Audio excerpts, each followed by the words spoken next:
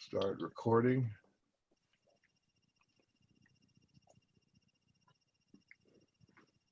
And I'll show you about the crazy people at Southwest. You can't see it now that the band is up there, but he's barefoot hanging on the side of a plane, and that is Herb Kelleher, who was the, not the founder, I don't believe, but he was the longtime president, recognized as one of the most successful business executives and one of the most admired because he's got some really good ideas, but at the same time, he's a crazy man. So I'll let you see what he did. Well, I think this is back in 1992. It turned out that they put out a slogan for Southwest Airlines that was the same as another company was using. They did it inadvertently. So the other company called Southwest and asked them to quit using it. But what they did is they negotiated an arm wrestling event between the presidents of the two companies to see who would get a chance to use the slogan. So this really was a big deal. And we'll take a look at how the wrestling match went down.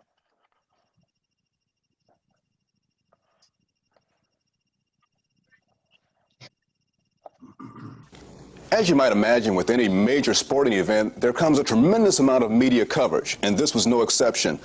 Let's talk about some of the coverage for the Malice in Dallas. Of course, the local stations were there and the local newspapers. But beyond that, 2 local radio stations carried the... Damn it. Sorry.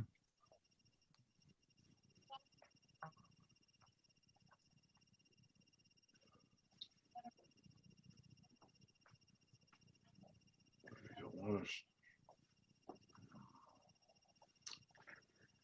That's your teacher messing around. We'll get it back.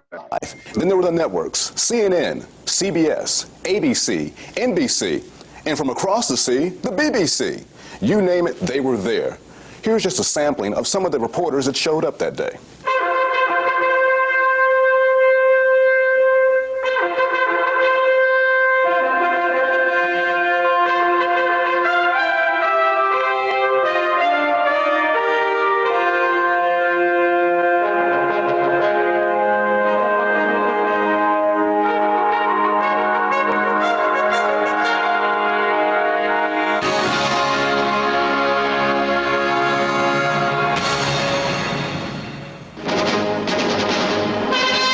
This is NBC Nightly News with Tom Brokaw. It seems that nothing in America can be resolved without a lawsuit, even the smallest differences. A long trial, expensive lawyers, crazy settlements. Well, tonight, a refreshing change. NBC's Keith Morrison. There's an aircraft service company in the Southeast called Stevens Aviation, which came up with a snappy slogan a while back, Plain Smart, plain spelled P-L-A-N-E. And how do you think Stevens felt when Southwest Airlines, 7th biggest in the country and the most profitable, put this on the air? Southwest Airlines, just plain smart. Any fool could see what was coming. Of course, the normal thing to do would be call the lawyers, go to court, litigate, spend some money. But then these people are hardly normal. We don't really believe in litigation. Besides that, what fun would that have been? So Stevens chairman Kurt Herwold called up the fun-loving boss of Southwest and suggested they arm wrestle for the right to use the slogan. Kurt trained. Chain-smoking, hard-drinking Herb Kelleher trained. Well, sort of. And today they bust in company employees, cheerleaders, and their crazy boss for... That's right, Malice in Dallas, complete with real-life wrestlers, 700 waving pom-poms, and the wildest company rally you ever saw for Killer Kurt and Smokin' Herb. Now remember, this is the chairman of a Fortune 500 company. Of course, Southwest's Herb knew he would lose, just as he knew Stevens' Kurt would say.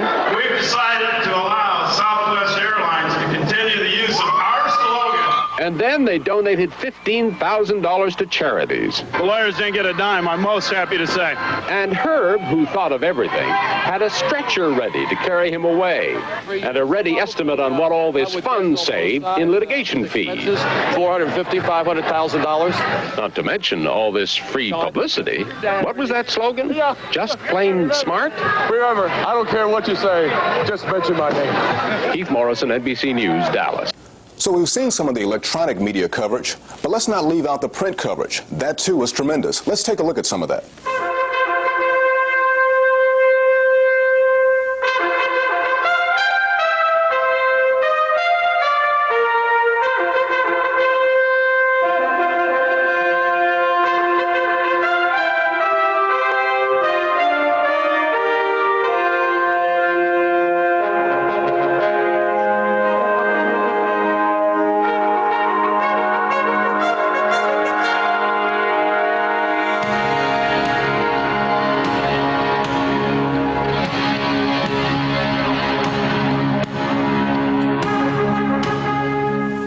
Like most Southwest Airlines events, everybody's a winner. In this case, it was the Cleveland Ronald McDonald House and the Muscular Dystrophy Association. But beyond that, you're the winners because you are Southwest Airlines. Again, thanks for joining us for this special edition of As the Planes Turn, the Malice in Dallas.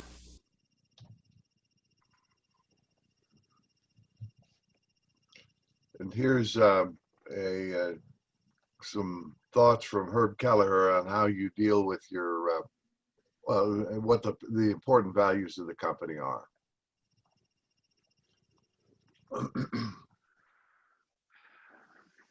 The business of business is people, yesterday, today, and forever. And as among employees, shareholders, and customers, we decided that our internal customers, our employees, came first. The synergy, in our opinion, is simple. Honor, respect, care for, protect, and reward your employees, regardless of title or position. And in turn, they will treat each other and their external customers in a warm, in a caring, and in a hospitable way. This causes external customers to return, thus bringing joy to shareholders.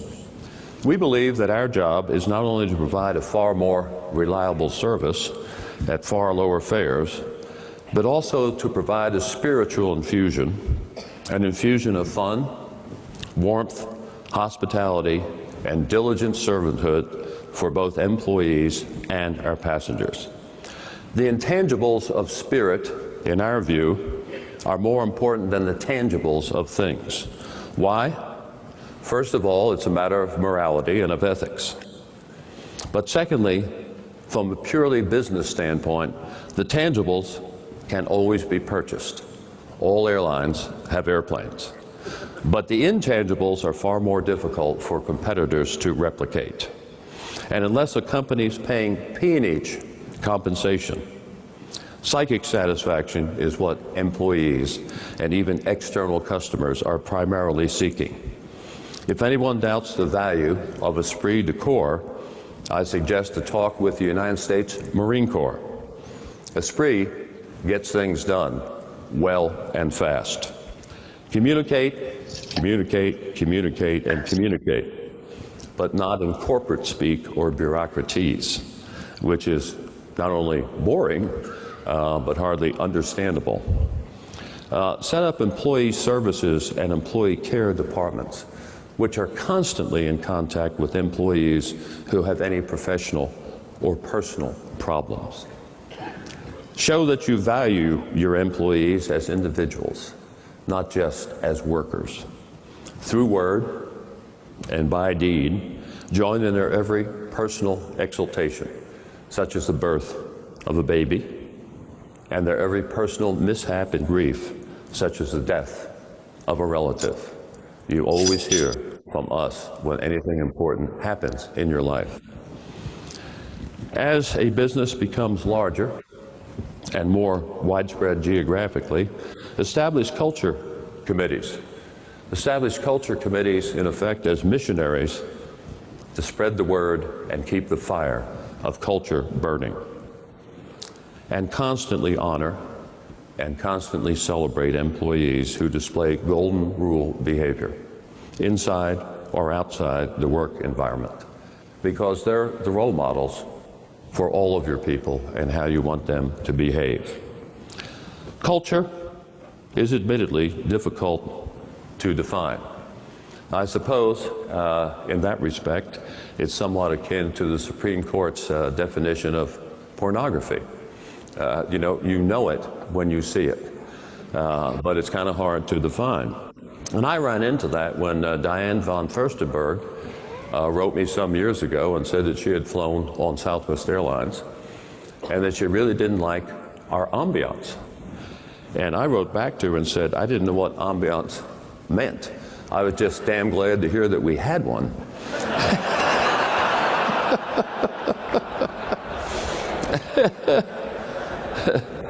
But even though it's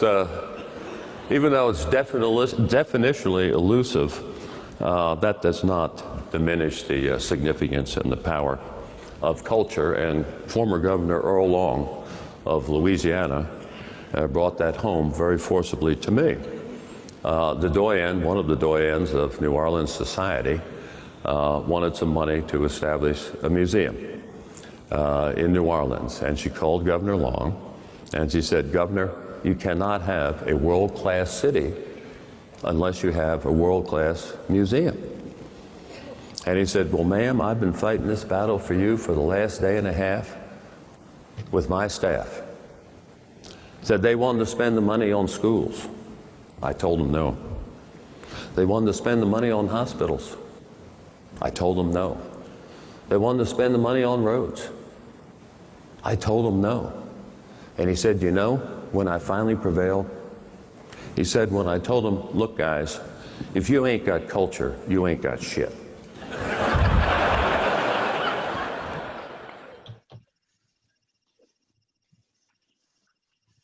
Don't want that again.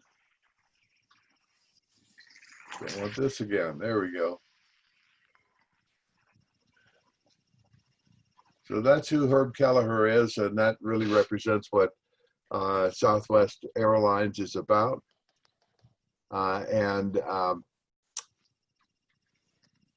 He was a most interesting guy. Let's see, we're going to stop our sharing right now. A most interesting guy. He died about a little over a year ago, but he has really cast a long shadow over the airline industry and over industry in general. So let's see if we picked up anybody here. Is Robert Cisneros here? I don't see him. See, I see Amanda. Kat, is she here? I see Putri. Okay. Yeah, and Cody Weaver's here. And Jocelyn is here. And Norma's right there on the bottom. You're here? I'm right here, yes. Okay. So all we're missing is Kat and Robert. So we'll go ahead. And what you had an assignment to come up with a list of 10 trade-offs.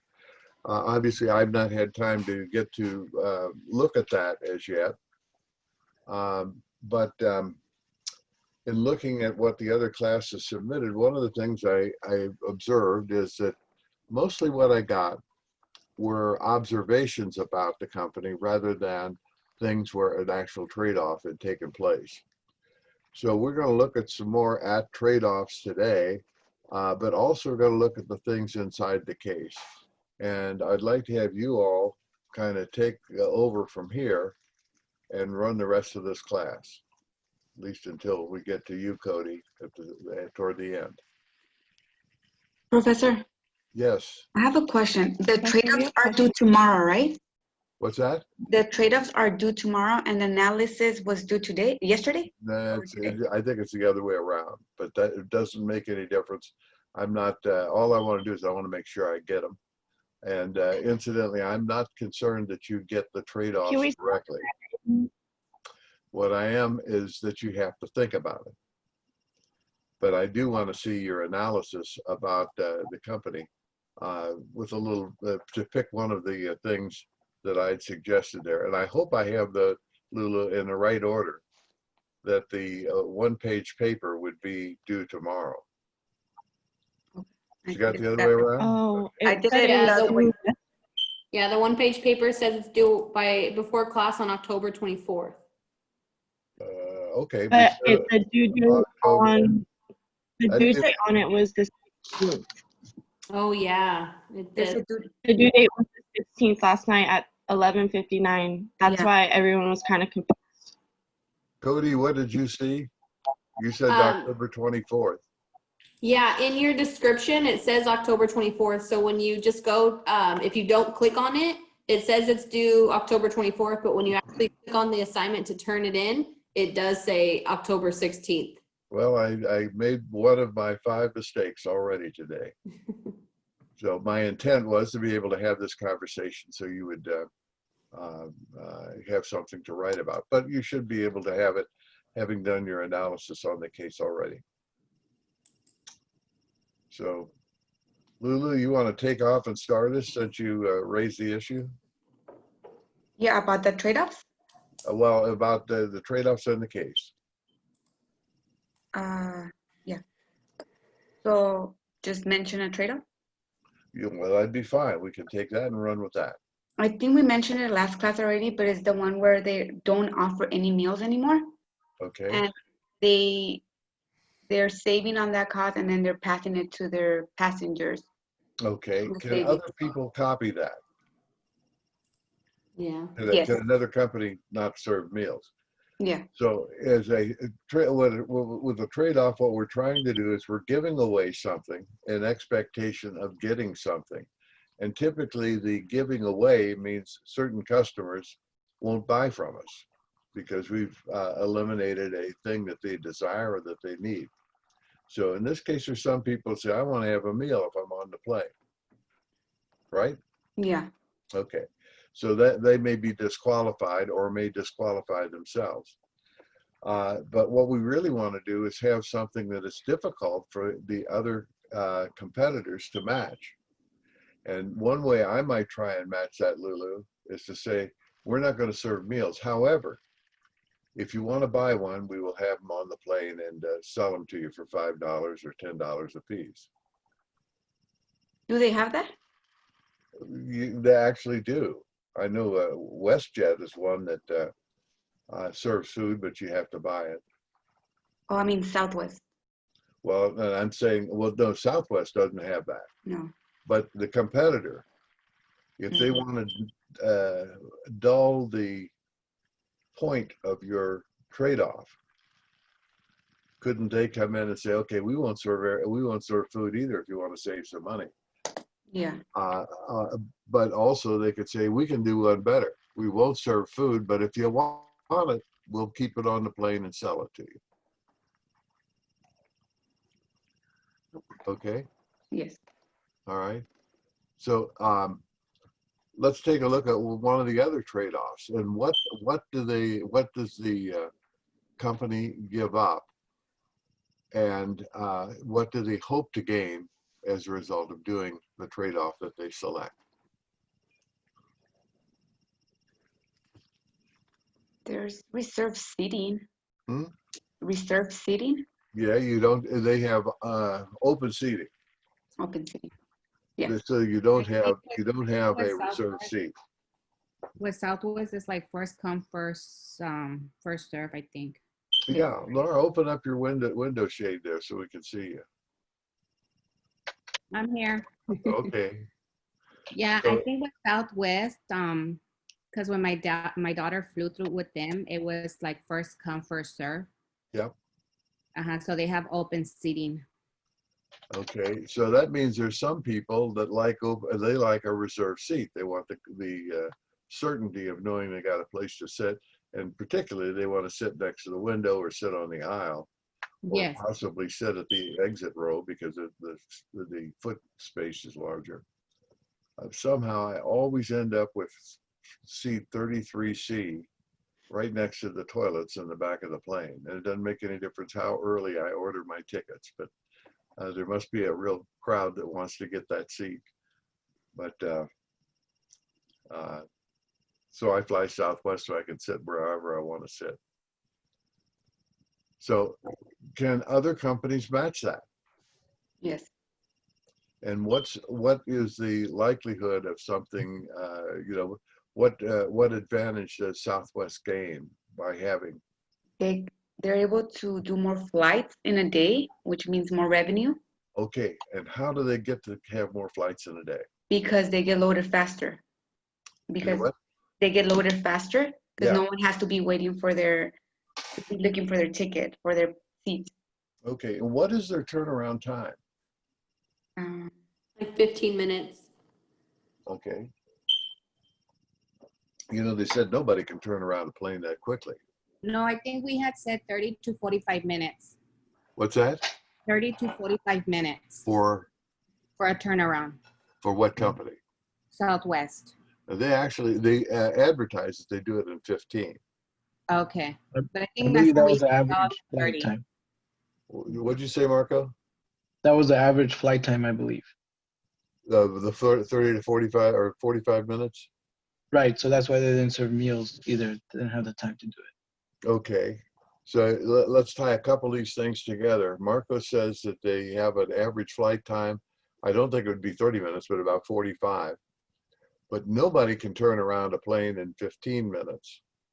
And legend has it that the reason that they went to that 15 minutes is that early in their corporate career, they almost went broke. And they had 3 planes at that time. And they sold one of the planes to create some cash so they could continue to fund operations. But in order to be profitable with 2 planes, they had to have more flights per day. And in order to get more flights per day, they found they had to turn that plane around in 15 minutes or they'd be out of business. So once they had done the impossible, they said, okay, let's make that the standard. And that's what they've been shooting for, is that 15 minutes ever since. Now, this has a lot of implications. And Marco, you said 2 things. That one of them was they have the short flight time. And what was the other thing that you were saying? Because they're both irrelevant. Or not irrelevant, but relevant. Because of the short flight time, that's why they didn't serve meals. Okay, so Lulu, going back to you, you said that they don't have the meals. Marco is saying, yeah, and one of the reasons they don't is because of short flight times. And, when I was in selling, one of the things we said is if you can't fix it, feature it. So if you've got something that potentially is a disadvantage, you may celebrate it and make it something that is boy, I wish I had one of those. So that's what they've done with the meals. Since there's no time, Marco, a 45-minute flight is 15 minutes taking off and 15 minutes landing and 15 minutes in between where you're flying and could do service. And it just physically is impossible, no matter how much money you have to spend on meals, to serve it and get the garbage collected within that short time frame. So what they kind of do is to celebrate the fact that they don't serve the meals. And do you think, Laura, do you think people would be aggravated to not have a meal in a 15-minute time window? I don't think so. There's not enough time. So it's the longer flights where you need it. If they decided to go, if you look at JetBlue, has anybody ever flown JetBlue? And I wish everyone would open their windows so I could see you. No, not JetBlue. Okay, they fly out of Long Beach and they go to New York City, and they're another cheap carrier. They have inexpensive flights, but they do serve meals. And they found a niche where they don't compete directly with Southwest because they don't have the same route schedule. but they are undercutting all the other major airlines, of which there are very few left. So there is places where you can do that. If you're flying from coast to coast, Long Beach to New York, would you have to have meals?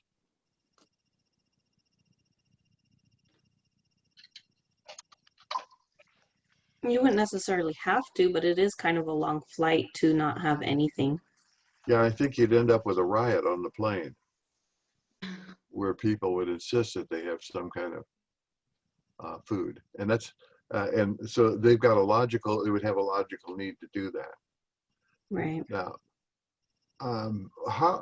what is the average, Marco and Laura suggested between your joint conversations that you're dealing with about a 45-minute flight time.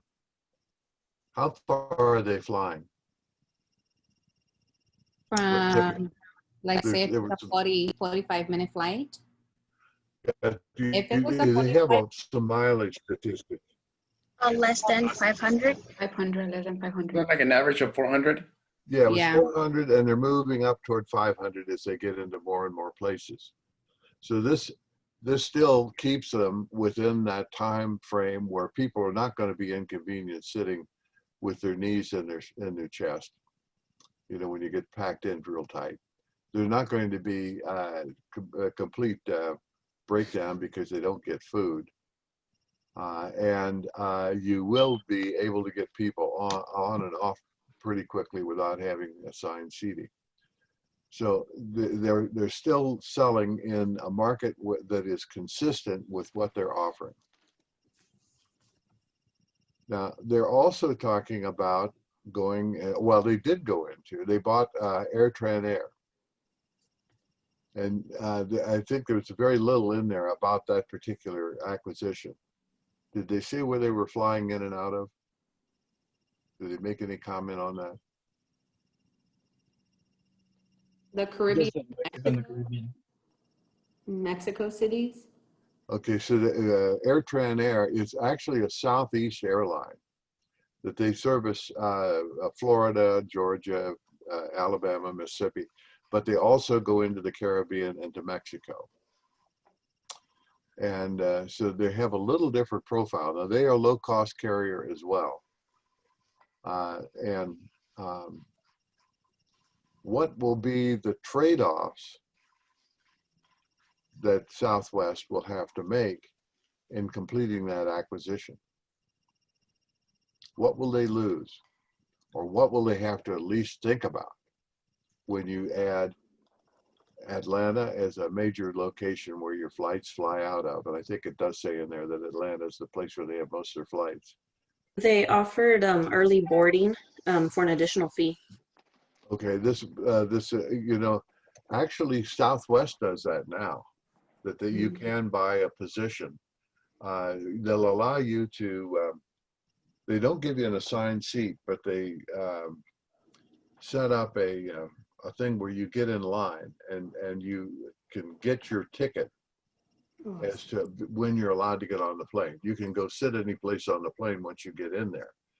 But they have section A, rows 1 through 36, and then section B, 1 through 36, and section C, 1 through 36. And what you don't want to be is C, 36, because you're going to sit in the seat. I always get 33C. What you want to do is you'd like to be A1.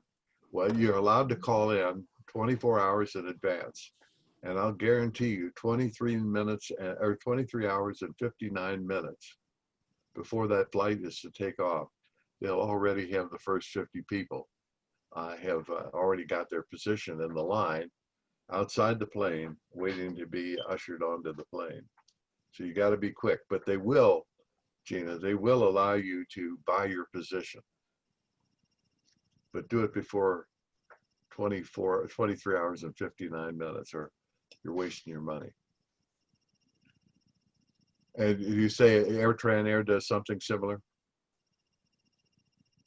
That's what I remember reading about when they were talking about the different flights to Mexico and the Caribbean. Yep. That they offer the new boarding processes. Okay, and I've gotten 5 requests to donate money to a political candidate this morning, and I'm going to turn this off because I think everybody's going to get on here is already here.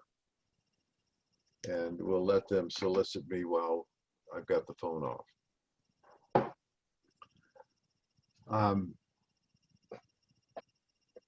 So what about going into Mexico and the Caribbean? What is different about that versus where Southwest current market is? And what will be a potential challenge to their trade-offs? Are you referring to them having to fly out of the Northeast instead of like the Southwest? Actually, this is a second major issue that we want to talk about. That they also were looking about going into the Northeast. Southwest presence began in southwestern United States. What advantages are available in Southwest U.S.? If you look at the geography of the whole country, what was a good thing about being in the Southwest? The weather. Okay, so you've got fairly predictable weather. And what else is there?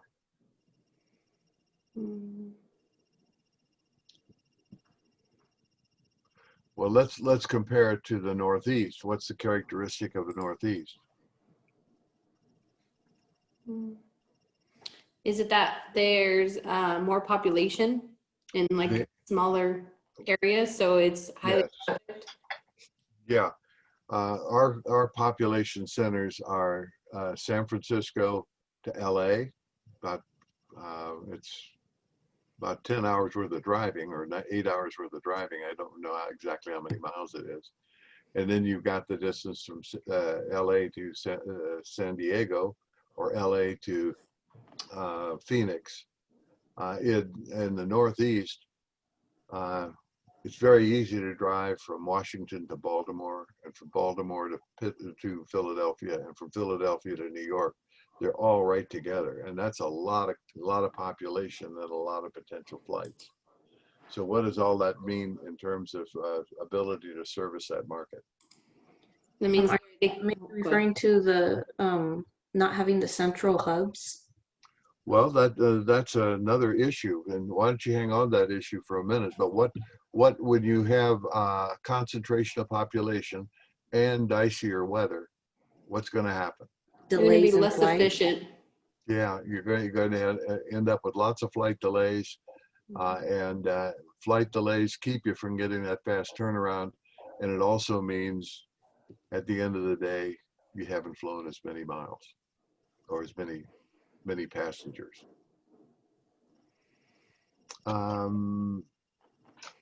Let's come back. Cody, what was the other thing that you mentioned that I said, let's put it aside for the moment?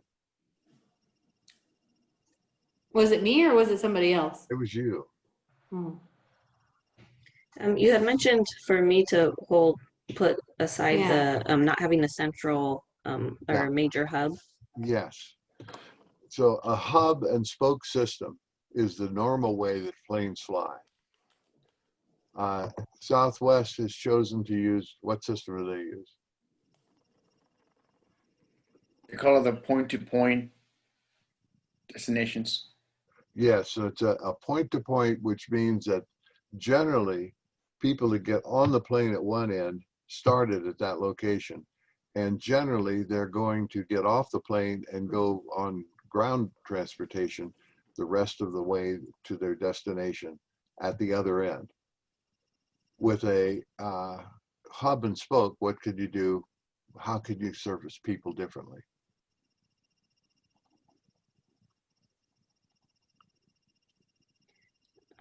It would be like cost saving. There's always cost savings and costing extra. But what does that? How would a hub and spoke? How would you use a hub and spoke?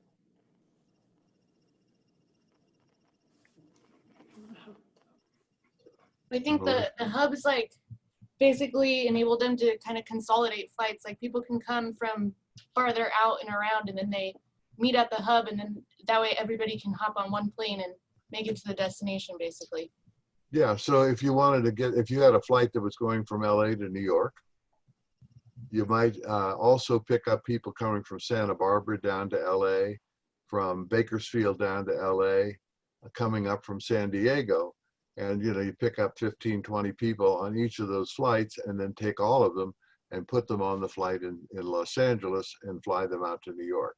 So it allows you to consolidate your flyers.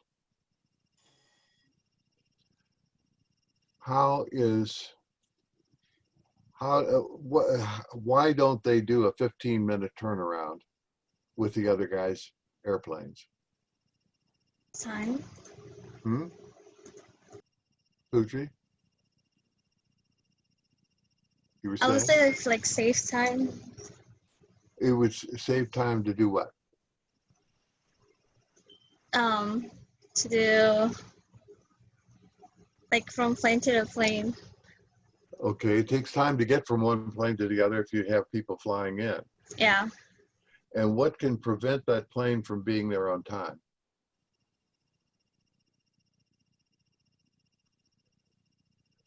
What are the kind of things that you run into during the day as an airline? They had to wait for the customers to arrive Okay, so from their connecting flights. Yeah, and why might that flight not be on time? The delay. Normally, Delays. what kind of delays can you run into? I mean, weather, you know, unpredictable things we don't really plan on a daily basis. And waiting for the people to arrive from other flights. Yes, so and the way they can get delayed, it can be air traffic control, it can be mechanical, and it can be weather. And if you go out, if you have done any flying out of, I would presume most of you would use Ontario, because I assume that most of you are living someplace in the Inland Empire.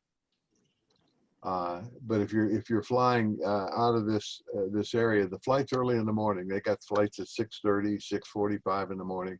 They go out on time. When you get to the flight that leaves at 4 o'clock, 5:30, you're more likely to run into a traffic delay because everything accumulates during the course of the day, and you end up with delayed flights or even canceled flights. So what does this mean as far as your planning is concerned? If you're running out of a hub, how do you compensate for these inevitable things? Well, normally airlines do give out vouchers. Well, they may take care of you, or they may tell you pound salt. You know, when you get shoved aside because of a delay. Yeah, and usually Southwest is pretty good about that. What's that? Southwest is pretty good about that, about giving out vouchers. Yeah, they stuck me one night in Denver, and told me to go out and with this one end and get the bus, and it'll take you to this place. Well, the place was about 45 minutes away. It was a crappy hotel that they put us up in. And I couldn't figure out when they said take the south exit. There were no signs that said north or south. It was nighttime and it was cloudy. So I had no visual as to what direction I was going. And I went to the wrong side. I went to the north side. And then after waiting about 35 minutes, I decided, well, I better give it a shot on the other side. And they kind of irritated me in that process rather than helping me out. I bet. We had a delay about 2 years ago or last year, I remember. And our delay was like a 3-hour, 4-hour delay, but they gave us a $250 voucher per passenger. Did you use it? Of course. Okay. I did, I told you that with those rebates that you give for the shoes, that you end up putting in the drawer and then you discover it again when it expires. That's what happened to me. I got a $300 voucher and I did use mine. And actually, it was funny because I had a friend with me. He couldn't use that voucher because he was out of the country. So he actually gave it to me. So I ended up with the $500 voucher. So. Okay, well, enjoy your flights. No, I sure did. Okay, but looking at it from the airline's point of view, they know that these kind of delays are going to happen every day. Very unpredictable. Cody, they'll happen more often in the Northeast than they will out here because they've got more weather and more contention for landing space. So how do you compensate for this? How would you do your planning to compensate for this? Would it be cheaper tickets, like cheaper fare tickets? Well, but you're going to be late. So how do you compensate for being late all the time? Think about Southwest leaves in 15 minutes. Professor? Yes.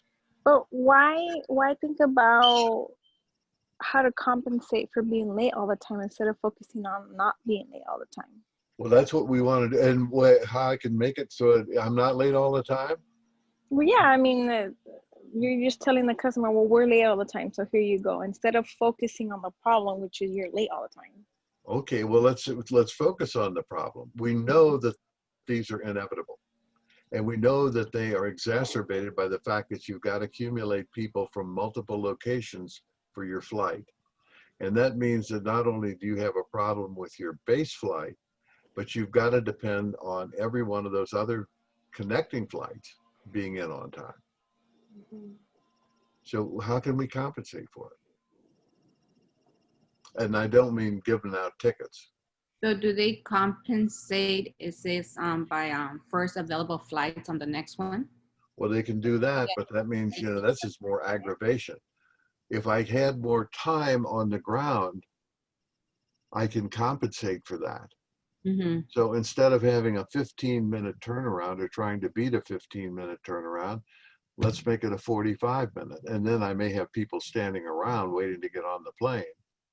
But the people from Santa Barbara and the people from Bakersfield and the people from San Diego will all get there within 10, 15 minutes of when they should. And there'll still be another 15 to 20 minutes before we have to take off.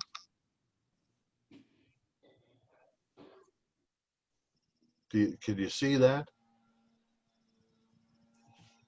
If you go and try and buy an airline ticket, and you get on Orbitz or Travelocity or Kayak or one of those others, you're going to find that they normally will not schedule you less than 45 minutes between flights. So some places the airport's so large, even 45 minutes is not enough time to get from one to another. I had that experience. I had a 15-minute connection between Detroit and Salt Lake and Palm Springs, which I found very convenient to fly in and out of. But there was a 15-minute connection, and because that flight from Salt Lake to Palm Springs was at the end of the longest tentacle in the whole airport, and at 15 minutes, I thought this was elder abuse, having to run between the place I got off the plane and trying to catch the plane to Palm Springs. I did make it, but they also had a mechanical delay coming from where I had started, which was Detroit, to take off and get to Salt Lake. And the mechanical problem they had was they couldn't get the overhead door on, the place where you store all your baggage up in the top of the plane or above your seat. Couldn't get that to stay closed. So they got the engineers on and they examined it and finally came up with a solution, which was to use a piece of duct tape. And once they put that on, we were able to take off. Fortunately, we made up some time in the air. But I've been that person running through the airport trying to catch the flight, and thank God that they left, that they didn't leave without us, because then that would have been an international flight that I would have missed, and that would have caused us a lot of grief. Yeah, you ended up losing one day on the vacation you had planned before it was all over. But at least you're young and resilient. I had my mom with me, so that wouldn't have been good on her either. You made her have to run, huh? Yeah. Well, no, I didn't make her, but we She didn't have wa- that much time. If she wanted to catch the plane, she had to run. Yeah. So what you have is you have a structural problem with hub and spoke systems that mean you have to have more ground time. And that means you can't have a 15-minute turnaround time. And that means Southwest has done a trade-off. And part of the reason they can have the 15 minutes is because they've given up all these things on the plane.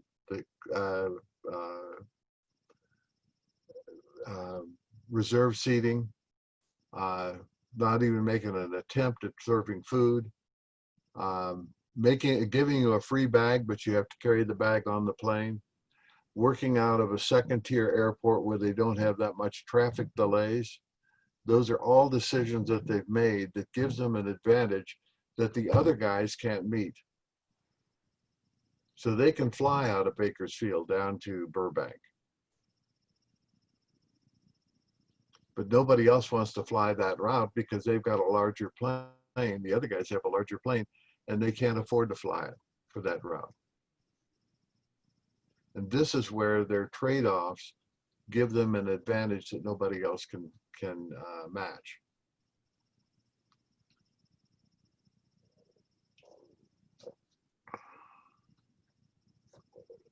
Now, what are the other implications of the AirTran Air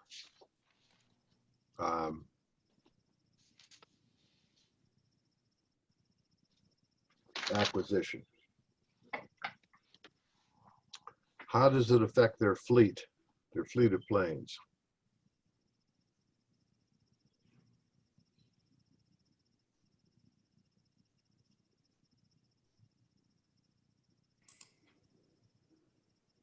I'm letting you. Would it be that since they use the 737s, which are usually for shorter plane rides, if they do international, they might have to get different planes to be able to go further? Yeah, I looked this up, and their fleet. So I don't know that it's in the case, but I looked it up independently of that. Their fleet is about half 717s, which is an older plane that never really sold that well, but it's also a larger plane. And the other half of it's 737s. Now, what does Southwest fly? 737s. And exclusively, right? Mm-hmm. There's a trade-off involved in choosing that. It limits, well, I'll ask you, how does it limit them and what are the opportunities as a result of using that? One of the limits is that they don't have an option for smaller or larger passenger loads. Okay, so they're going to be stuck with about 100. I think you'd get about 130 people on the 737 as they have it configured. If I were using somebody else's, they might be down around 110 because they've got first class seating, and they may put a couple extra inches in the between every seat going. As you walk back through the plane, you'd have just less room for your legs and your baggage. Mm-hmm. So they're making a conscious decision to have smaller flight loads. And so how does this affect their route schedule? How does it affect where they're going to do their service? How does it affect what? Where they're going to do their service? Yeah. How are they going to pick their flights? Are they going to have the LA to Chicago? They would have the flights based on the distance because they have an average of 400 miles per flight.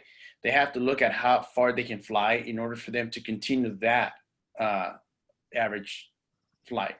So they're going to be looking for places where there's about a 400 to 500 mile distance between 2 points. Exactly. That might be attractive to them, where there's 130 people that want to go there any given day or any given time. Yeah, and that's what they use, the system of the point to point. What's it called? Yeah, the point to point flight. Mm-hmm. instead of like a final destination. So instead of them flying to LA to New York, which is more than 400 miles, they'll do like the point to point to where they fly from LA to whatever it's closer to, 400 miles average, and then, go from there. Because that's one of the things that they do when they fly to Mexico City. They don't fly straight from LA to Mexico City. They have certain stops. Yeah, yeah. And I've done that flying from here to actually to Nashville. And I stopped 2 or 3 places. And it turned out that I could buy a ticket all the way from wherever it was I started. I think it was probably Ontario, all the way to Birmingham, Alabama. And it was cheaper to fly to Birmingham on the same flight I was sitting on, the same airplane. And all I did was I got off the plane at Nashville stop. The next stop after that was Birmingham. I didn't want to go to Birmingham, but I saved money by just flying as far as Nashville. Yeah. And they found that out, and then they wouldn't sell you that ticket. You had to be on the plane to get that price. So I would have had to go to Birmingham and then drive back, which was not worth the time. Yeah. So what about the other guys? Can the other guys compete in the same market, the 400-mile market? I'm sure they can. How? What's the price they have to pay? They would have to get smaller planes, right? They have to get what? Smaller planes? Yeah, they would have to build a fleet with the small planes, but they may have some small planes. They may have some small planes, but it's going to cost a lot more to land in LA than it does in Ontario or Burbank. And do they want to have any isolated flights where they can fly cheaply from Burbank to Stockton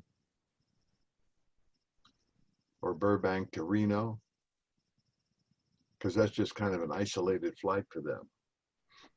Whereas for Southwest, that's their bread and butter. What are the implications as far as the kind of crew size and crew composition that Southwest has?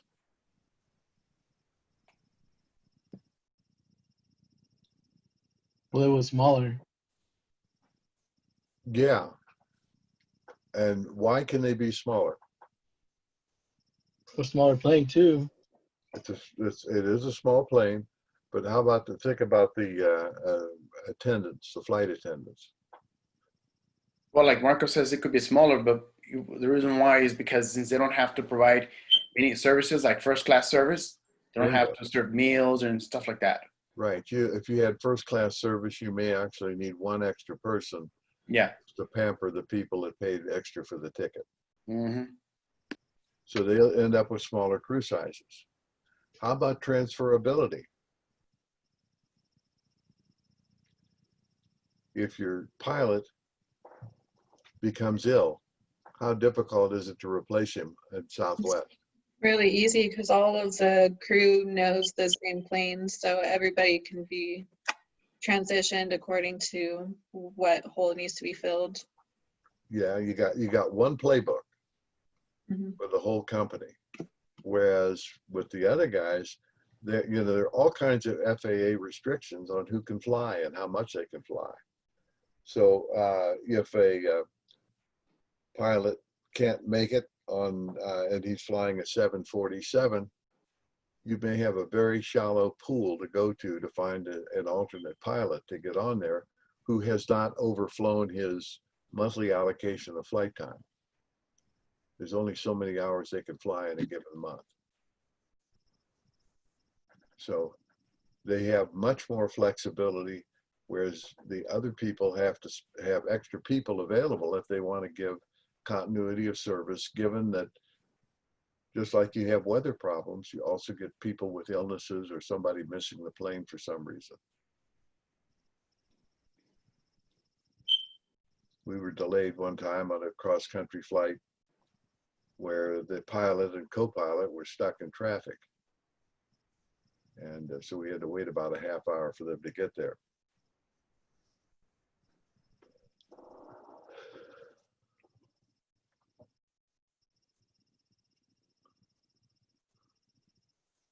So how are you, Elizabeth?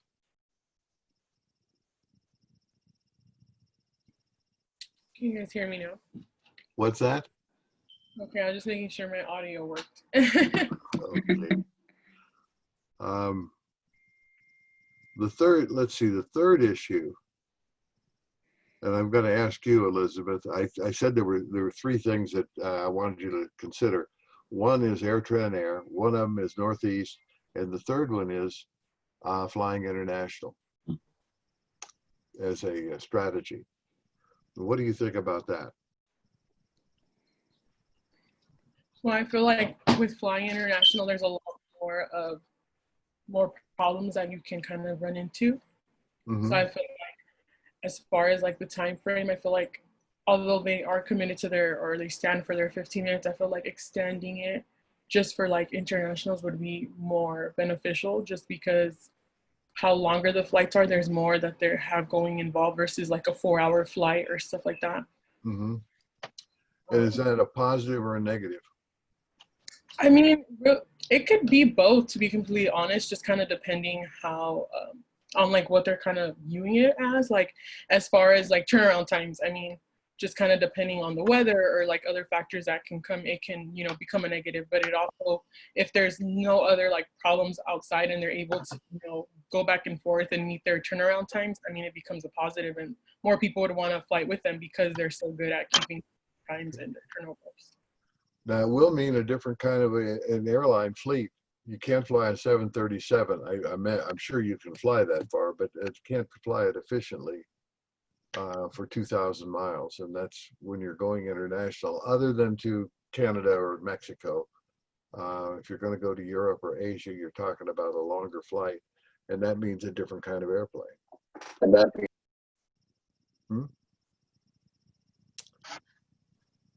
Julie, you had your sound thing on. What were you going to say? I was going to say I couldn't hear anything you just said because it all just cut out. But I was going to say that if they did international flights, it would pretty much change everything, and they would have to hire more employees, do meals, and change everything basically.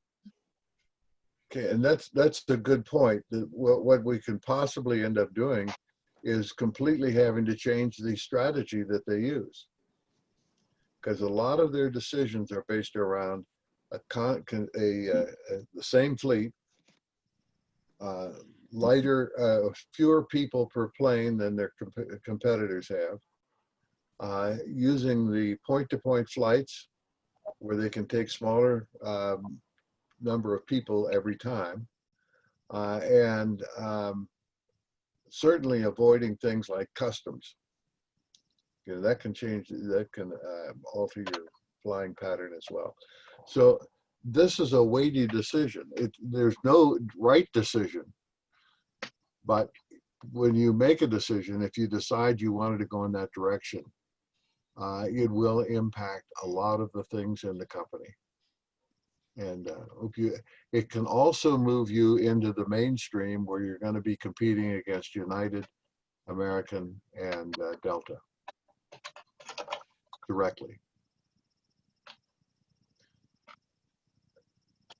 Professor, can I chime in with another trade-off I think is related to this? Mm-hmm. So I realized that they don't have on their flights, they don't have any electronic outlets or anything else like that. And the reason for that is so they can reduce the weight of the plane.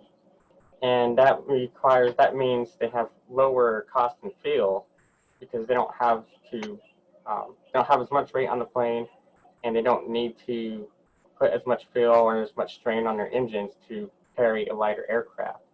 So they can go longer distances at a cheaper cost than their competitors. The trade-off there is, as customers, we can't charge our phones on their planes, can't charge our tablets, or do business work on their planes. And so a lot of people don't like that, but it does have a lot of cost savings for them and enables them to go further. But are people going to get irritated that they can't contact their public for 45 minutes? When they're on that flight, they are short. Probably, and I know there's been a lot of regulations in the past after things like the 9/11 incident where you might not be able to take a portable battery onto a plane anymore. Mm-hmm. Yeah. Yeah, because that lithium ion stuff tends to overheat. Well, you can actually, Arisa, you can run into extra costs by painting your plane. It turns out that paint has a lot of weight. And so there was a period of time when the fuel costs were super high, that they actually all went with the plane. No markings on it at all, no color to the aircraft. Of course, Southwest is all painted. Their planes are all painted, but that was a consideration, and I suspect they don't top off their fuel tanks when they fly those short flights. That it's better to just keep it at half full because they don't have to carry that weight. They're not going to use it all. Yeah, I think for the shorter flights, definitely. For the longer flights, they probably top it off.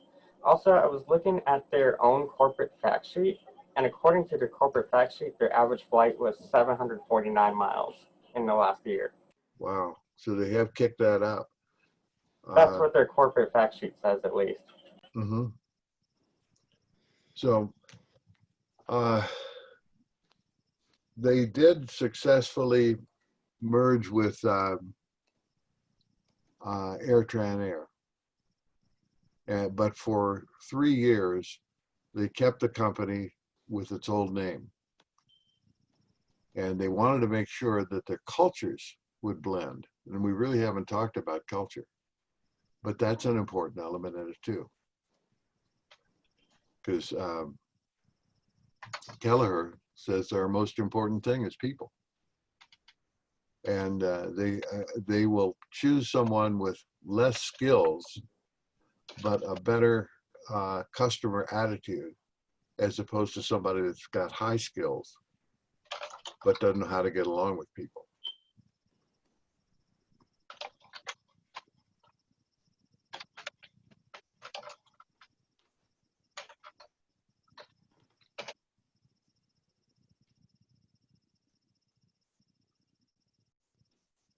See, I'm looking for somebody here. Is Ruben Loyola here? Was he here earlier? Yeah, I'm here. Oh, okay, good. I was just working on an assignment while I'm listening. You were doing what? I'm working on your assignment while I'm listening to your lecture. Okay. All right. Hello? Yeah, I got you.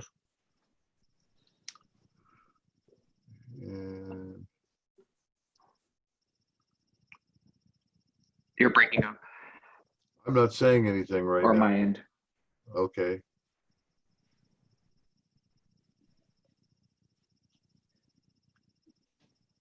I'm gonna log off real quick and I'm gonna log back on to see if that's what it is. Okay. I'll be here.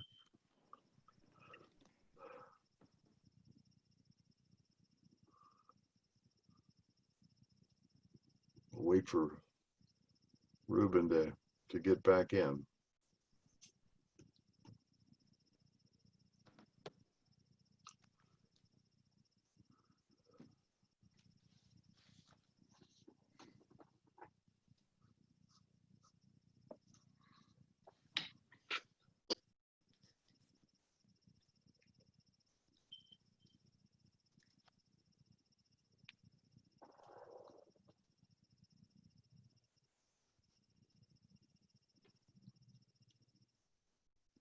Alex, how are you doing today?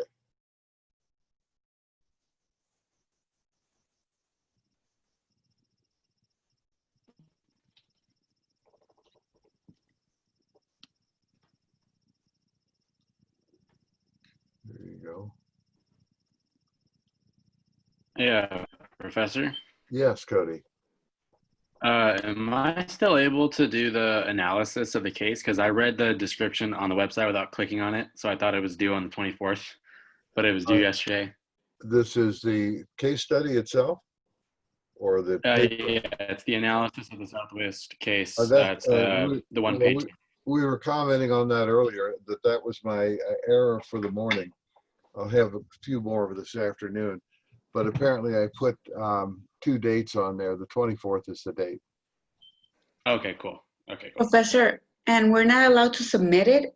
It doesn't let us. So do we just keep on emailing it to your email? Why won't it allow you to submit it? Or maybe I'm just on the wrong one because I tried clicking on I it. think that's the one that closed last night. Like there's one that's due the 18th and then one that says it's due the 24th, but Well, it closed on the 16th. you can put me in the, I'll change this after the hour's over. Okay, so it'll be one due tomorrow and one due the 24th. Yeah, that's fine. I can do it that way. I've got 4 classes, so that means there are 8 things that I've got to get correct, and the dates are not the same on any one of the 8. So, but that's what they pay me the big bucks for, is being able to sort that out. So in the meantime, it'll put me in the penalty box, which is just fine. It'll help me to not screw up that frequently. If you want to send it to my personal email, that's fine. It'll give me extra work, but that'll be my penance for putting in the wrong thing. I think you should be able to just adjust the date. So I'll open it back up to us and we can submit it through Blackboard. Yep. Okay, thank So you. I'll do that instead of eating lunch today. Okay, so just to clarify, the trade-offs, it's due tomorrow, and the analysis is due on the 24th.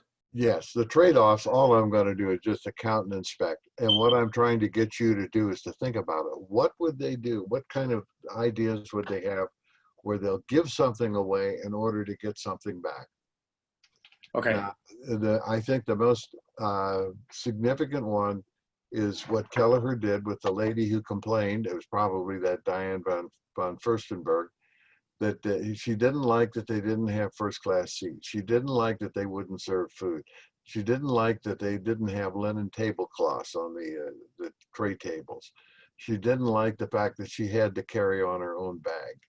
So everything that was a distinctive for Southwest, every one of the things that allowed them to do what they do, keep flights cheap, keep them frequent, keep them full, she didn't like. So that was when Kelleher wrote her the letter and said, "Dear Mrs. Crabapple, we'll miss you, love, Herb." And that was it. They were not interested in that customer. Now, of course, you're not supposed to you are supposed to say, "Customer, you're fired," but you do it in a way that's not going to hurt their feelings. Because there's somebody else that can serve her better. Go ahead. No, I was going to say someone can meet her expectations, but not Southwest in that aspect. Yeah, yeah, and there's no way they're not going to change their system to accommodate that one person. They're not going to change their system to accommodate that 20% of the flying population that wants that. They're trying to hit a particular market segment and do it very well. And every company is going to be much more successful to the extent that they define who it is they want to sell, at what kind of price they want to sell it, and which particular services they want to provide them. And that's that triangle that keeps coming up in my slides that Porter shows. Which customers, what services, what relative price. And when you define that, you define everything around your offering to make sure that that's who you hit, and that you don't waste your time or waste the customer's time selling them things they don't need or don't want. Okay, Ruben, how's it working now? Are you better hooked up? Yeah, it's just kept kicking me out and lagging. Okay. I did some checking on this, and those are probably problems on your end. I know I have limited bandwidth. My internet is not working. Okay. And Elizabeth, are you talking to me or somebody in the background? Liz? Yeah, someone walked into my room. I was telling him. Okay, I won't. All right. Okay. All right, well, let's kind of then just wrap this up. As I said, Southwest did buy AirTran Air. They have consolidated in. They apparently could find that their culture work was compatible. The part of the money that the employees make is put into stock in Southwest Airlines, and Southwest Airlines has suffered. Their stock prices have suffered along with all of the airlines. Although they've done better, they've retained more of their value than have the other airlines. But about 2.5 weeks ago, 3 weeks ago, United, I think it was United, laid off 50,000 people. They'd run out of the money that the government had provided for them to carry on, and there were no people weren't flying. Southwest has made a decision that they're going to go on a furlough program where they will share the pain. There's obviously they're not flying right now anywhere near their full fleet. But rather than fire people or lay them off permanently, they've gone to a sharing program where everyone takes a hit, but not they don't get killed. So I think that's consistent with the kind of way that they run things. So I'm going to give us about a 3-minute break here, and then we're going to have Team A make their presentation. And I'll show another little film clip before you do that too. Okay? Risa, Cody. Let's see, that's and Yuan, let's see, it's Zhenrong, the three of you. Yes, I'm here. Okay, so let's take about 3 minutes if you want to make a bathroom break or whatever. Okay, I do have a question, Bill. Yeah. Were you able to figure out that if you could share our screen so that way we have control of our PowerPoint slide? Yeah, we can do that. Okay. So, but I'll show this film clip before I do attempt to do any sharing of the screen with you. Okay, so I'm going to sign off too. Stop the video. Get one more cup of coffee before we get started again.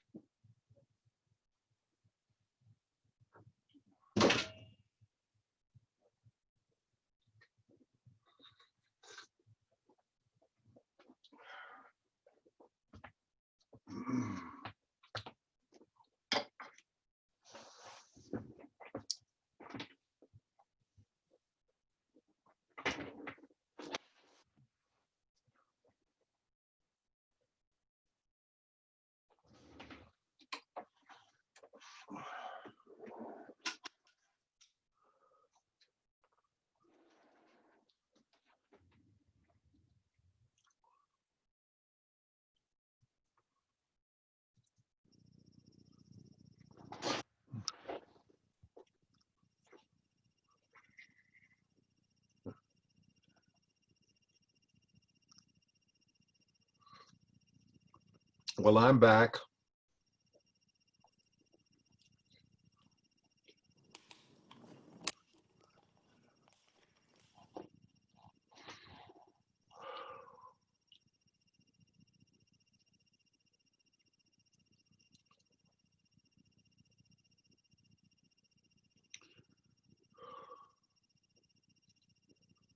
And it looks like everyone else has had their bathroom break too.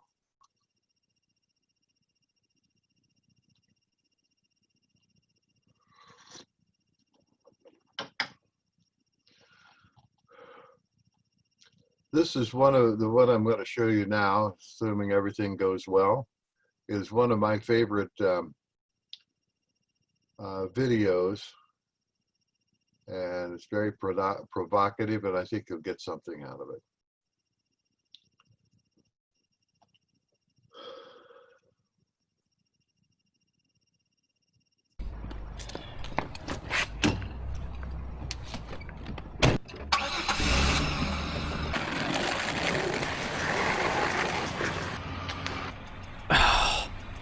Kid, every time I'm pulling out, he's right there. Man, someone needs to talk to his parents if they're ever at home. What is up with the traffic today? It's always, every day, this intersection's always crowded. I hate pulling out of here. Maybe some of these dumb roads. Oh, there's... Okay, so I'm not even here. Right. Great lady. The princess of parking. Oh, sure. Take the spot. Way to be considerate. Oh, you kidding me? Unbelievable. Oh. Thank you, ma'am. Have a great day. It's about time. Let's see, what do I want? Yeah, could I add a cookie to that order? Yeah, no problem.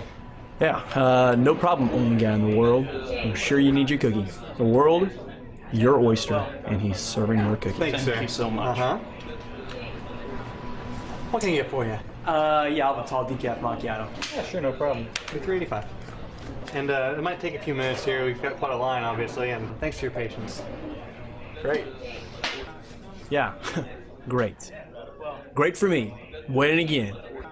Unbelievable.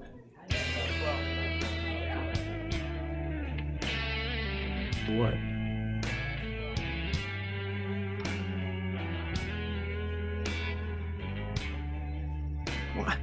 What is...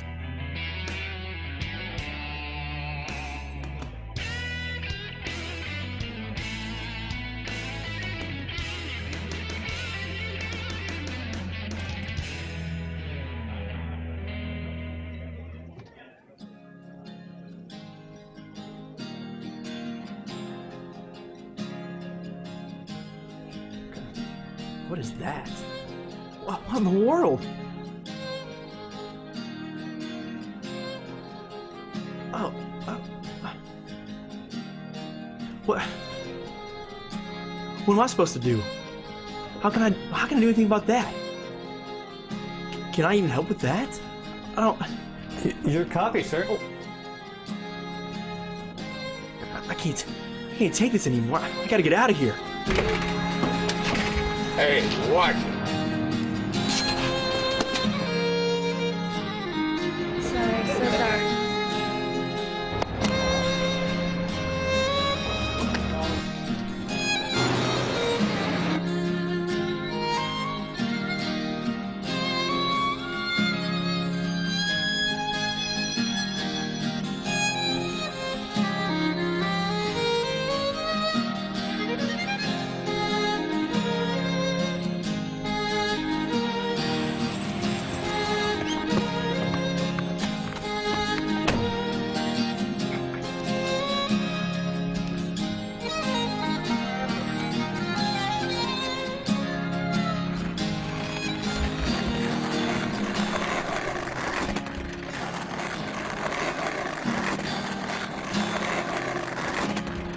Hey, buddy, come here.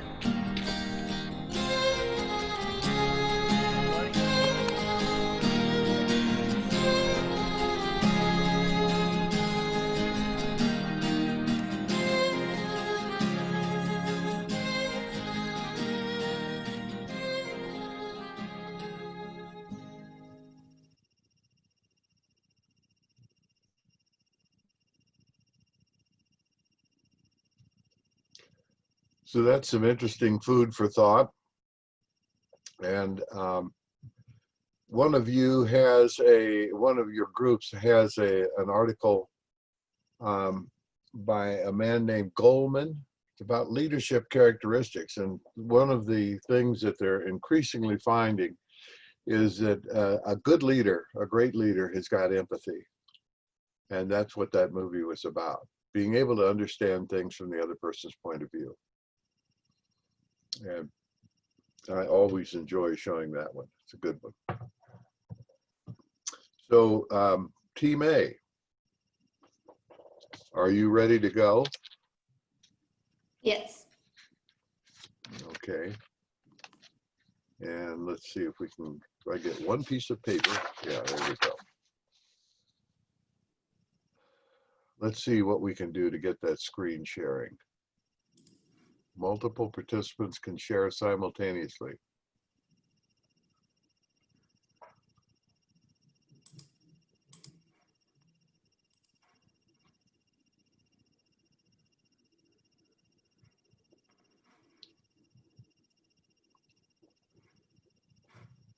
And kids, you're up now. Okay, so you can see my screen? Yeah. Okay, I wasn't sure. I just wanted to clarify. Okay. Before we start, we just wanted to introduce ourselves. I know we talk in class, but my name is Cody, and I'm part of Group A. My name is Jerome, and I'm Group A. Hi everyone, I'm Marissa, and I'm in Group A. And as far as our topic for today, so we had the article, Can You Say What Your Strategy Is? So the topics that we're going to cover is going to be company strategy. Why is a company strategy important?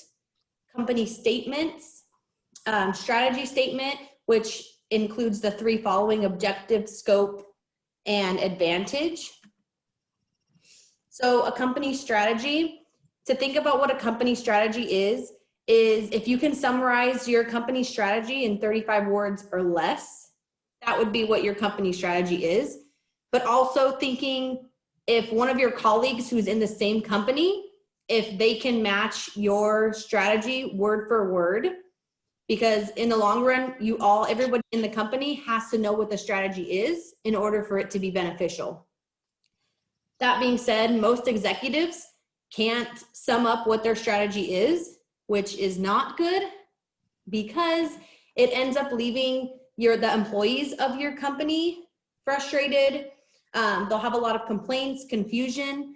If you're in a company that you have to come up with ideas as far as maybe marketing pitches, things like that, if you don't have the company strategy in mind, and if you don't know what it is, if you spend maybe 6 months coming up with a marketing strategy and you go to your boss with it for your boss to tell you that that doesn't go with the company strategy, how frustrated you might be after spending 6 months on a project to be told that that doesn't go with the company strategy that you didn't even know existed. So that's why one of the big importance of knowing the company strategy. Also, as far as the company strategy is knowing the differences between the company statements in general. So we have the mission statement, which in companies should be explained as to why you exist, why the company exists. You have your values, which are what you believe in and how you will behave in order to make sure those values are done correctly. And then you have the vision, is what you want to be. And then there's your strategy statement, which is your competitive game plan. And then you have the balanced scorecard, is how you're going to monitor and implement that strategy in your company.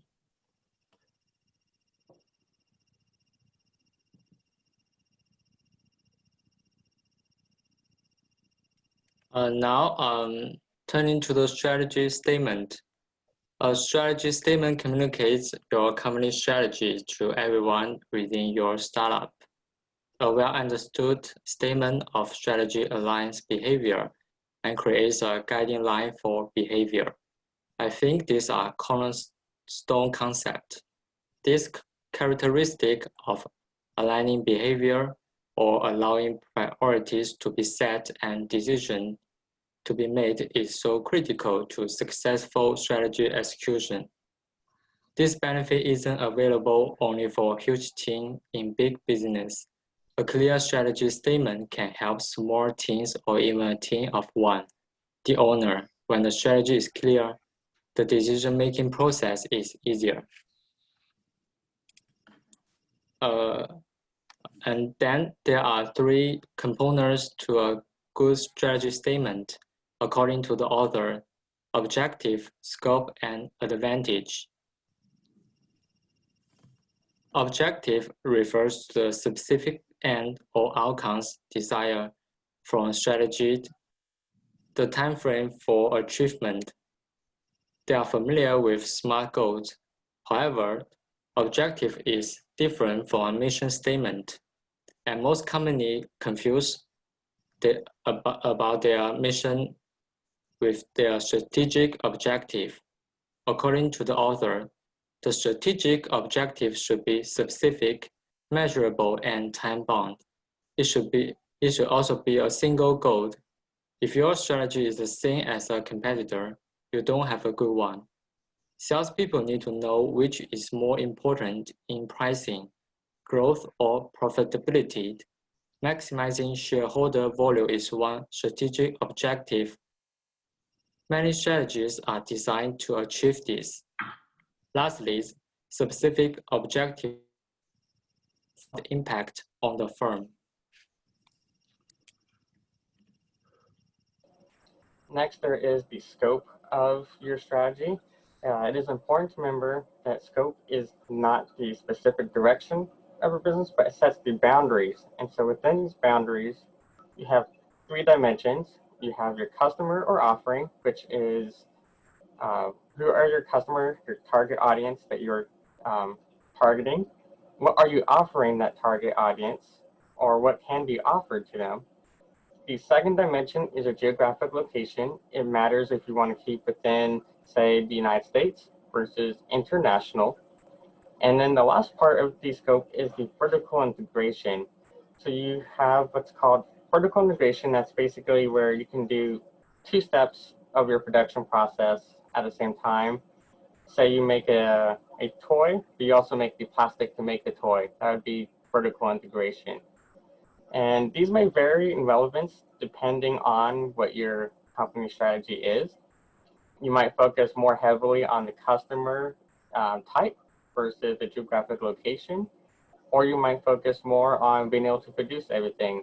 So just keep in mind that they vary in relevance based on the type of company that you have, but it is a boundary to, basically you don't want to go outside of the scope, but you're not saying specifically we can only do this.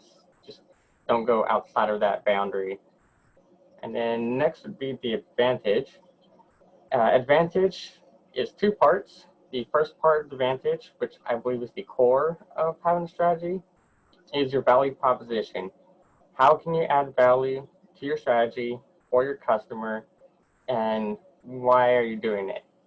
The second part of that is your execution, your delivery. So one example would be Walmart. Walmart's value proposition is everyday low prices for a broad range of goods and always maintaining stock. That's their value proposition. The delivery, which Walmart does exceptionally, is they keep their items low by using low profit margins, much lower than competitors.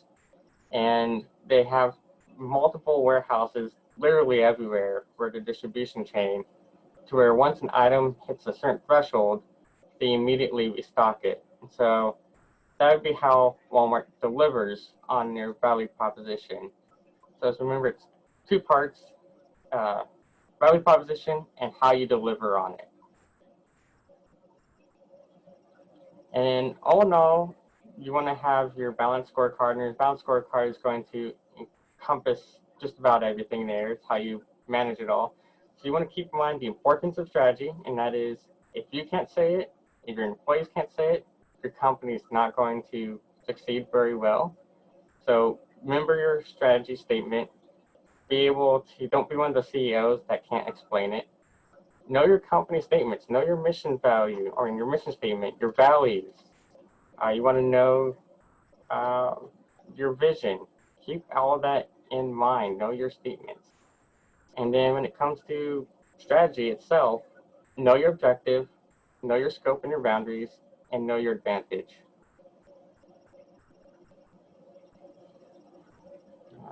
That being said, thank you everyone for listening, and this has been our PowerPoint.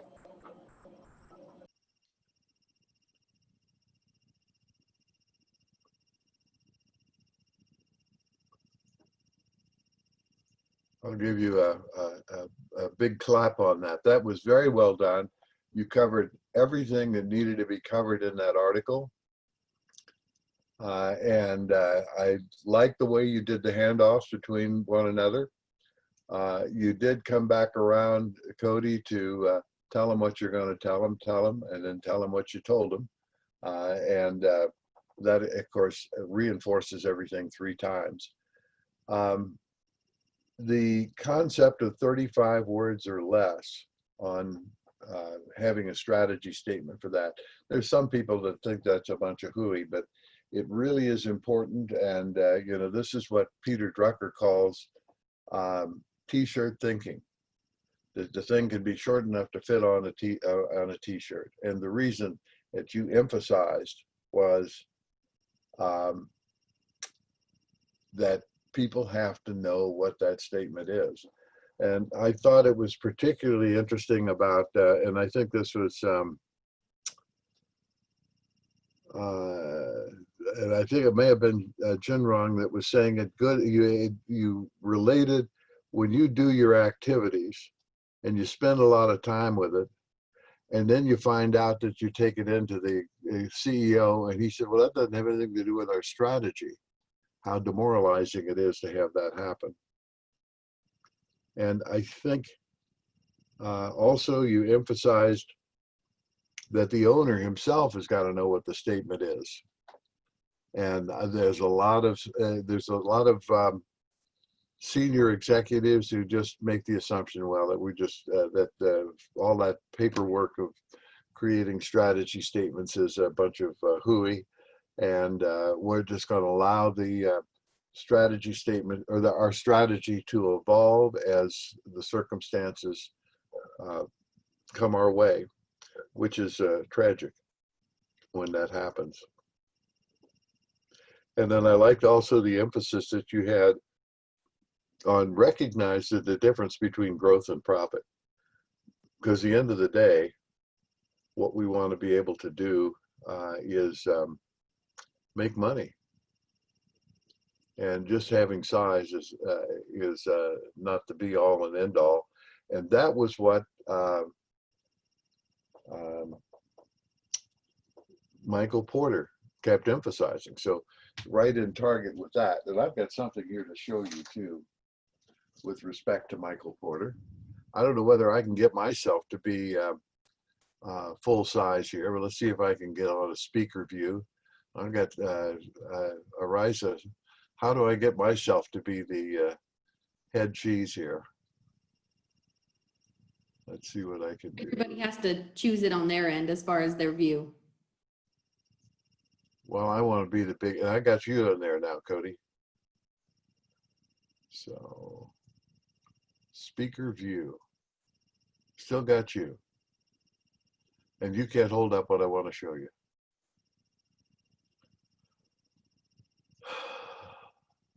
I don't want to mute myself. Spotlight video. I wonder what that is. Hey, there I am. This is something that I just got the other day, and you can see what it's called. And if I look at the bottom, you see who wrote it? John McGrath? Yeah, the person that wrote the book, Understanding Michael Porter. And this is a graphic story that explains all the stuff in the Understanding Michael Porter book, which in turn simplifies what Michael Porter had written initially. So this is all done with different kinds of figures. And it's very clever. And I'm even considering maybe using this the next time when we have class. Can you read that the right way? It's backwards on my screen, but I think it's. So does a corn have a competitive advantage? What was that? So does a corn have a competitive advantage? And I didn't hear the second word. Does a corn have a competitive advantage? I still can't understand the word. She was Corn? reading, yeah. Oh, acorn. She's reading what says in the book. Oh, Yeah. okay. Oh, yeah. Okay, that's there's a. In the top left corner. Yeah, and they've also got another thing in here that I saw that was kind of clever.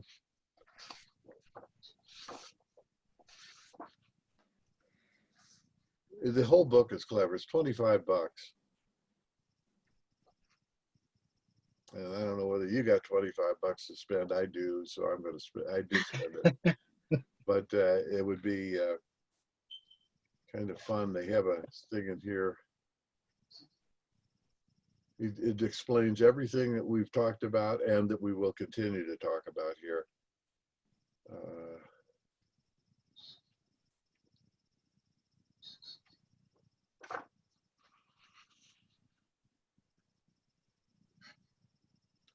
Yeah. There's two different kind of things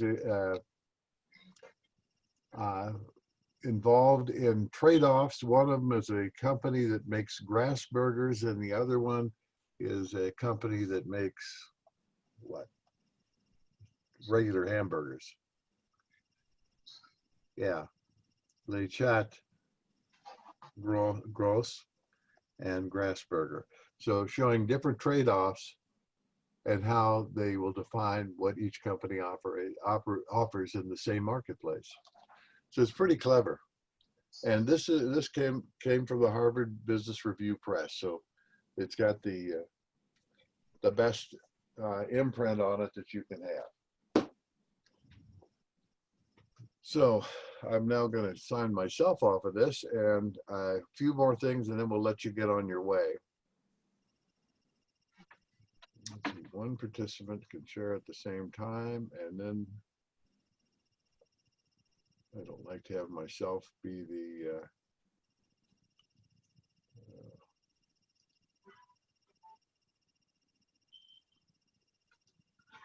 and we'll go back to this. All right, good. I would prefer to talk to you this way, where we're all sitting together. I want to show something. I have a lot of trouble understanding some of Michael Porter's stuff, so I got to really read that book carefully.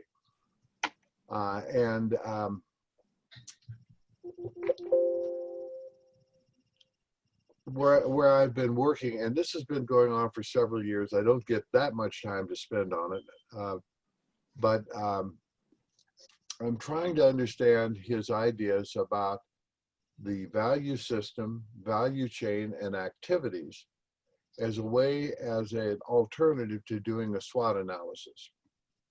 And I agree with what Michael Porter says, that the SWOT analysis has the major defect of not really having an effective way of understanding what it is you're putting down on the paper. You can do a SWOT analysis in one afternoon in your own boardroom or your own office, but I don't know that it's particularly meaningful. And what he's saying, I want to have a substitute for that will allow us to put some rigor into the way we do the analysis and come up with something that actually is provable by studying your figures.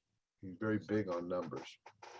And so there are three terms that he uses in describing this. One is the value system, and that's everything that happens from the time the raw materials are dug out of the ground or captured out of the air or brought up out of the water, and all the way to the customer's pantry. The second piece of that is the value chain, which represents where you are in relationship to that continuum from the acquisition of raw materials through to the final transfer to the customer's pantry. And then the third thing is activities, and activities he defines as areas where you either reduce cost or increase value within your company, that you can identify those. And obviously we want to take the area where we have costs, we want to try and reduce those. And by focusing on specific activities, it makes it easier to do that. Similarly, you may want to focus on things that will allow you to increase value for your customer. So what I tried to do was to lay something out like this with this idea of the chain. And so the value system represents everything from beginning to end, all of the steps along the way, from the mind through to the pantry. And where we are, that is the value system. And where we are on that continuum is our value chain. And it only represents some finite number of links in that system. And what our objective is, and I understand this pretty well, our objective is to create a product offering. And when I say ours, I mean everybody in the industry working together from the mine all the way to the pantry, at below the customer's willingness to pay. And this is one of those acronyms that they use in the books and in the field. The WTP, what people are willing to pay. And that's our starting point. That was Henry Ford's starting point, for example. He saw that they could make cars for about $10,000, but they were all custom made, and only a very few people could afford to have one. But he reckoned that customers' WTP was $300, not $10,000. And so he set about trying to bring the costs down so that his costs would be less than that $300 and he could still make a profit. And when I say he, again, it's all people involved in that value system, from the original mining of the products to the finished car. And of course, in his case, at the River Rouge plant up in outside of Detroit, they actually did bring in those raw materials, iron ore and coal at one end of the plant. And they did everything within that plant until they finally drove a car off at the back end of it. So this truly was looking at the whole value system. So we have to do things so that the total cost, which is the sum of all the costs incurred at each transaction on that value system, we want to make sure that it's equal to or less than the customer's willingness to pay. So each transaction between one link and another in the value system is a potential for profit. And when I say transaction, as you move from one link to the next, it actually is a change in ownership at each step along the way. Again, if you look at the automobiles, they're saying that today you may have as many as 70 transactions where pieces in that automobile change ownership in the process of building the product. And that's is presented as an idea in light of NAFTA or the new trade deal that we have between US, Mexico, and Canada. And so those products move back and forth between Canadian suppliers, American suppliers, and Mexican suppliers. And each step along the way, an actual physical transaction or change of ownership takes place. And at each of those transaction points, there is negotiation to determine who gets the value in that transaction, who gets the surplus value, the difference between its cost and the amount received. And if we look at this as an actual chain, and as I had done with you before, and suggested that you could take your thumb and forefinger of the two hands and put them together to form links in a chain, you would see that there was space between the link, actual physical space between it. And that's the area where things are negotiated, because one part of that link represents the highest price that a buyer is willing to pay at that transaction point. And the other side of the link shows the minimum price a seller is willing to accept for supplying that item in that link in the chain. And this goes on at each transaction point that there is negotiation, and somebody gets the profit. Now, if the links won't match up, that is, if you try and do that little exercise with your thumb and forefinger, and you find that you can't get the two to go together, it means there's no point at which anyone will do a transaction.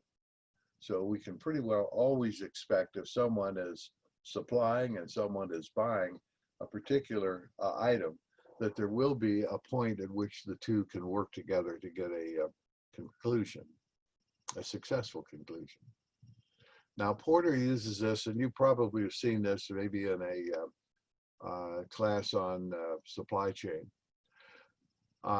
What he's done is just to give a graphic that shows two different kinds of things. The upper part in green, which he calls support activities, are actually staff functions. And the multicolor at the bottom half, it represents line functions. And line people are people who do the actual production or have activity that produces the final end product.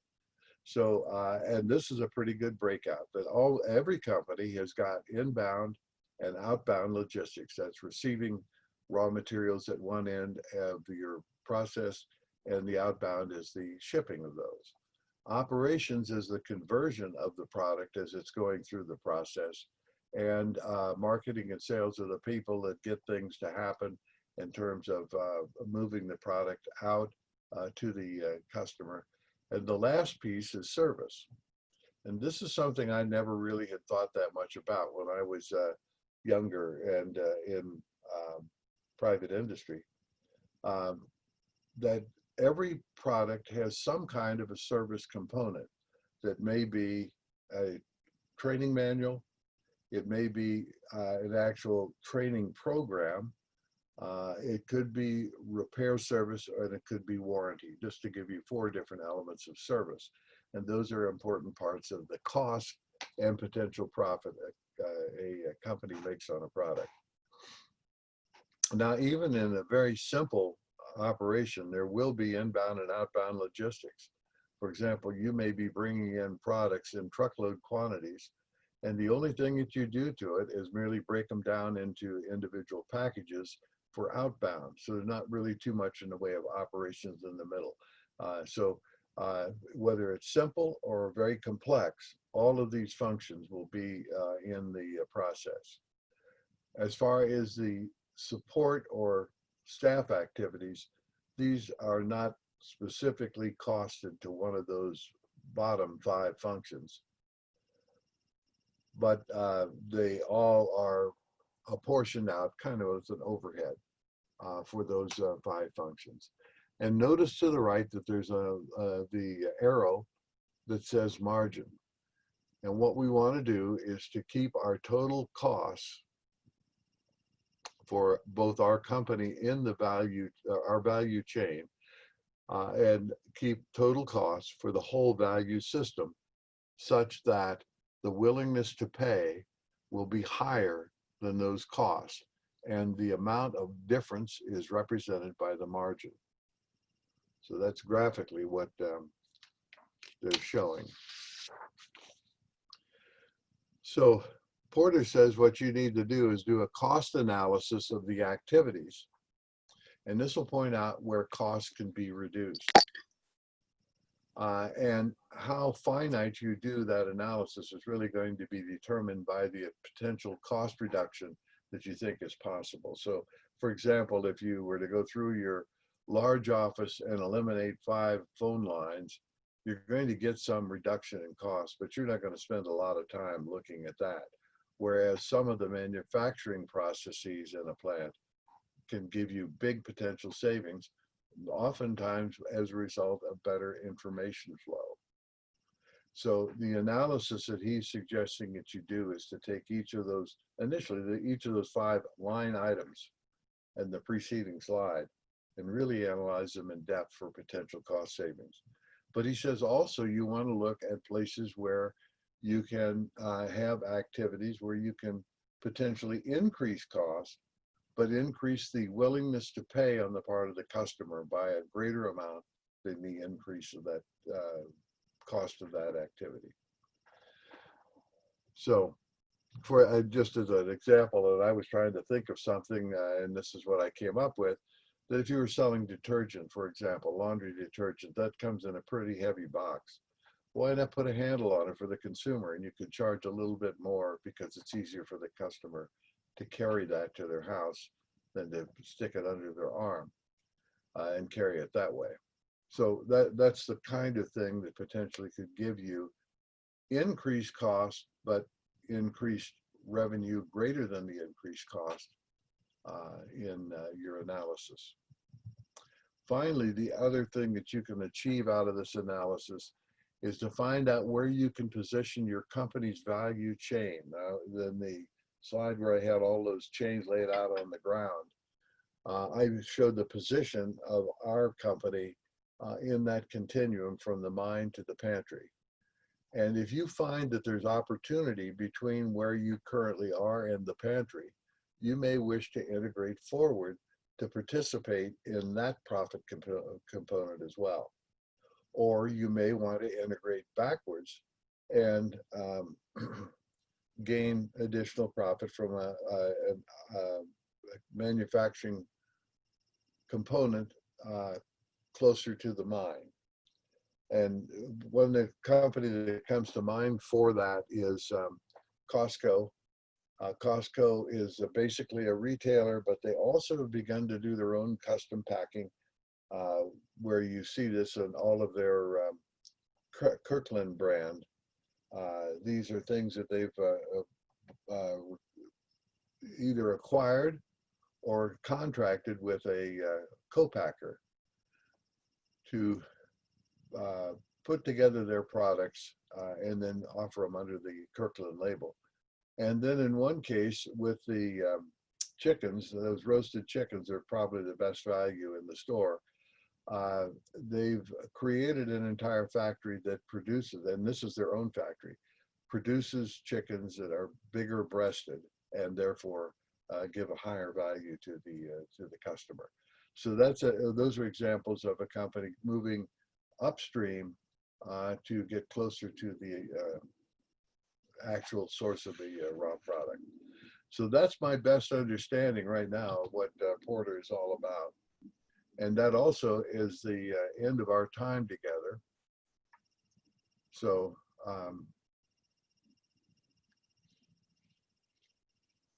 and we lost a couple people along the way here, but the time is up too. So I may put out, I'm not going to say anything right now. Just be sure to get those, I'll change the timing of the 2 things that you're supposed to turn in, mea culpa. And I'll see you next Saturday. And if you have any problems, if you're having any difficulty with the game, give me a call, we can fix it. And I'll be looking at how you're doing. And if I think that you need some help, I'll call you.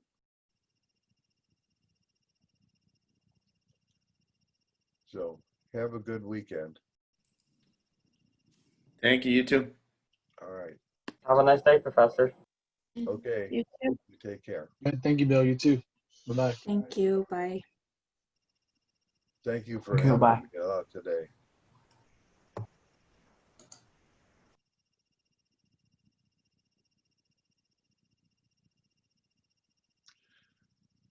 Okay, Yuan Chang. Okay.